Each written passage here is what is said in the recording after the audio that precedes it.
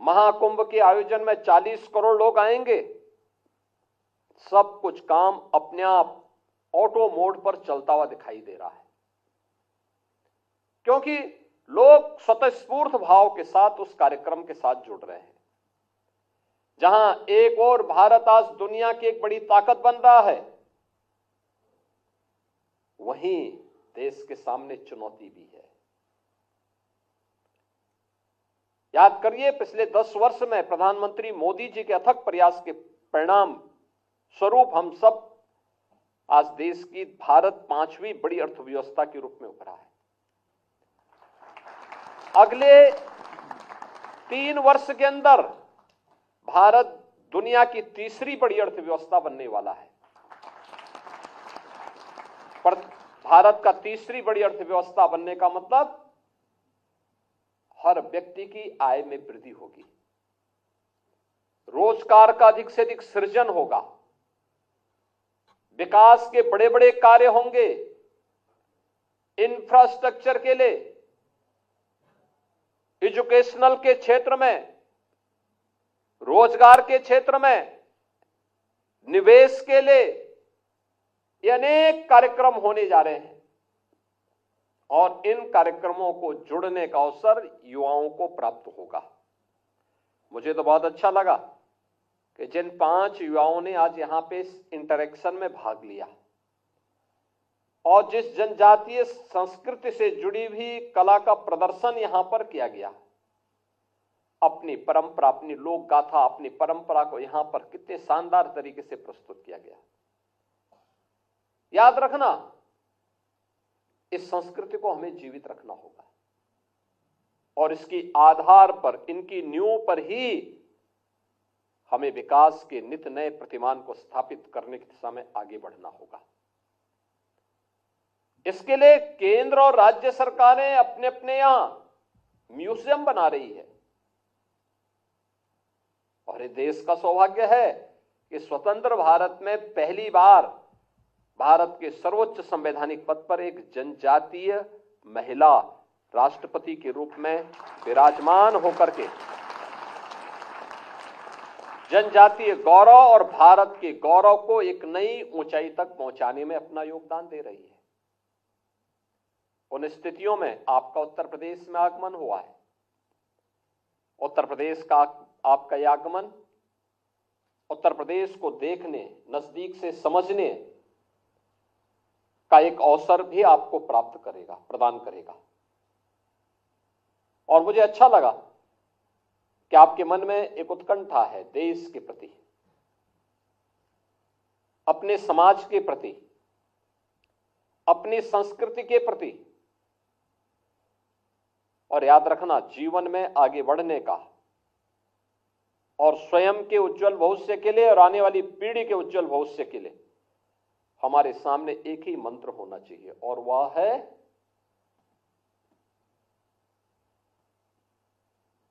कि मेरा अपना कुछ भी नहीं, मेरा देश सुरक्षित है तो हम सब सुरक्षित हैं।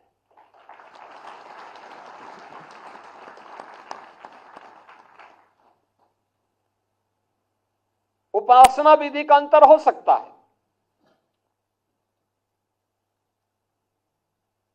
लेकिन एक धर्म, और वह राष्ट्र धर्म। राष्ट्र धर्म सर्वोपरि है।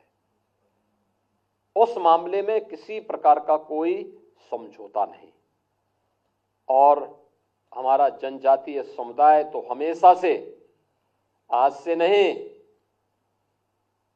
प्राचीन काल से ही, भगवान राम के समय से देश के प्रति और धर्म के लिए मजबूती के साथ जुटने वाला योद्धा के रूप में जाना जाता है। भारत के ज्ञान विज्ञान की पूरी धरोहर अगर आप देखना चाहेंगे, रामायण में देखिए, महर्षि वाल्मीकि कृत रामायण में दंडकारण्य का जिस प्रकार का वर्णन है, वह वर्णन इस बात को बताता है कि ऋषि मुनियों की साधना की स्थली और दिव्य ज्ञान की भूमि हमारा दंडकारण्य है, जो जनजातीय संस्कृति और सभ्यता से भरी पूरी है।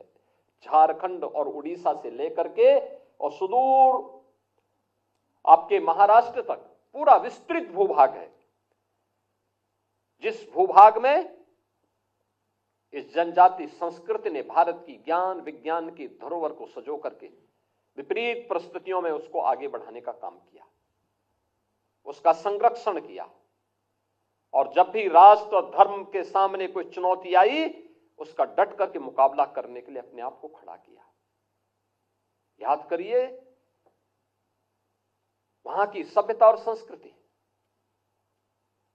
भगवान राम के वनवास काल में जब उनके सामने चुनौती आई तो बंदर, भालू, जटायु यही तो सामने आए थे साथ लड़ने के लिए, यही तो आए थे।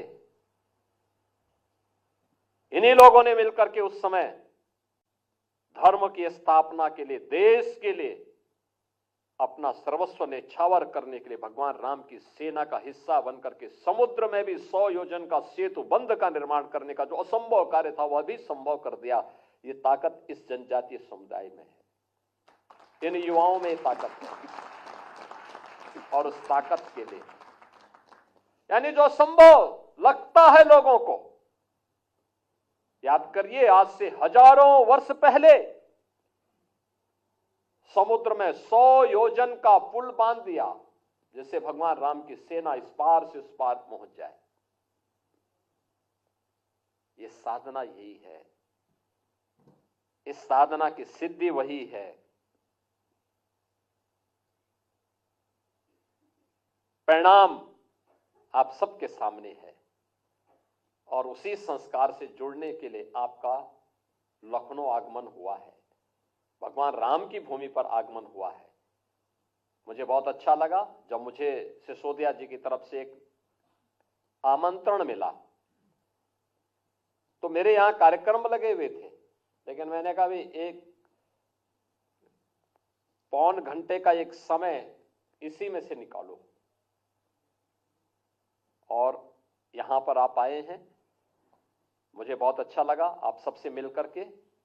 मैं इसके लिए नेहरू युवा केंद्र के सभी पदाधिकारियों को जो इस कार्यक्रम के साथ लगे हुए हैं उनको धन्यवाद देता हूं, और उनसे इस बारे में भी कहूंगा कि इन लोगों को लखनऊ को थोड़ा घुमाइए, विधानसभा घुमाइए, मेट्रो में एक बार इनको लेके जाइए, कोई समस्या होगी आप बताइए, ये लोग थोड़ा देखें विकास कैसे हो रहा, मोदी जी के नेतृत्व में विकास कैसे हो रहा, सड़कें चौड़ी और कैसे होनी चाहिए, स्वच्छता कैसे होनी चाहिए।